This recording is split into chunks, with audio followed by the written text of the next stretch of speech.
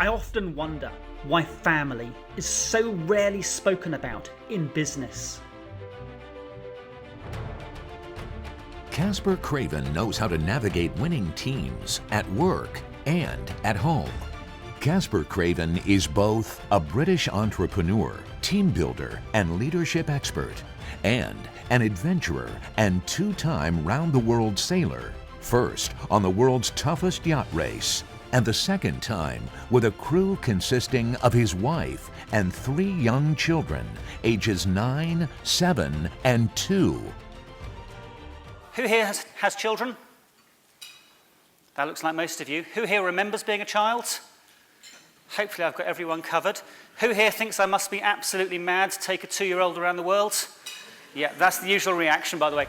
Their journey was documented in Caspar's best-selling book and featured across media outlets worldwide. And now, Caspar is a sought-after speaker whose message is revolutionizing the way audiences think about team building at work and at home, to the betterment of both. By interweaving business and family values, Caspar built 2 winning teams that made it possible for his business team to thrive without him, while his family team successfully sailed around the world. He even sold one business for a 7-figure sum while still at sea. Caspar's secret of success to work-life balance and his 8 steps with actionable takeaway empower audiences to live their best lives and thrive. The core concept I want to talk about is how can you take business leadership principles and apply them in the context of family, because I think that's fundamentally very, very powerful. There's some really strong concepts there which can both build stronger, thriving businesses and stronger, thriving families. And I talk about family, by the way, in the widest context. It's those people who are most important to you in life, who you spend time with outside work. All the while, what we're doing is we're taking business concepts and applying them in a family context. And we were taking family concepts like building on each other's strengths, caring about each other, and applying those principles in the business. It was those principles that enabled us to sail around the world for 2 years as a family. It was those principles that enabled us to build an incredible team in the business, and we ended up selling that. Now, this is a photo from when I sailed around the world the first time. And my skipper then, she had a saying that a fast team is a happy team, because she thought that if the boat was going fast, then everybody would be happy and we would go even faster. So what ended up, we were all fixated on the numbers. That's all we were looking at. And you can see in the picture there, no one's having any fun. We're just literally looking at the dials, looking at the wind angle, looking at the speed instruments, and saying, how can we go even faster? But that's not sustainable, because if you've got faces like that the whole time, you're not going to go and make amazing things happen. I came to realize that the numbers are the trailing indicator and the people are the leading indicator. It's all about building the people and getting them in roles that they love doing things. But here's the thing, right?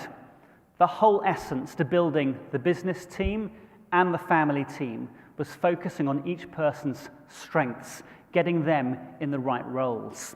Now, you know that in 2 years sailing around the world, something is going to go wrong at some point. Much as you know, in your business, things are going to go wrong at some point. Caspar's message motivates audiences to face problems at work or at home by changing their reactions, being more resilient and resourceful, and by unlocking innovation under pressure.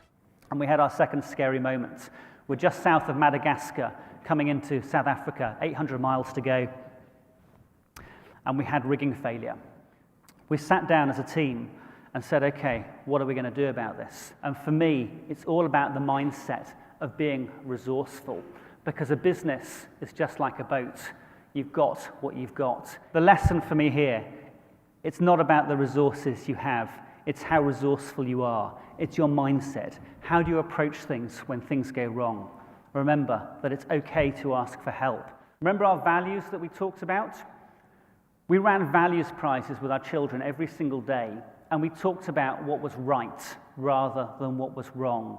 We were ingraining more of the things that we wanted to see.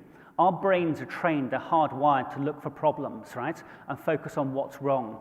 How many people do you know who start a sentence by saying, the problem is?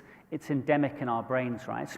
This is the reverse of that and saying what's right in the situation. This is the formula that I teach my kids. E is the event, something that happens to you. You have power failure in the middle of the ocean.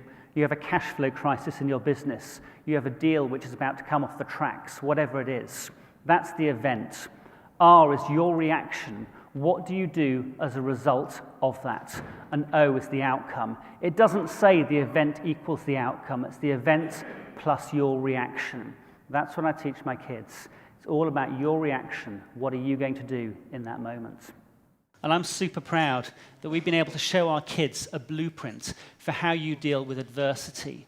For the entrepreneurs, I believe it's such a fundamental thing. How do you deal with failure? What do you do in that circumstance?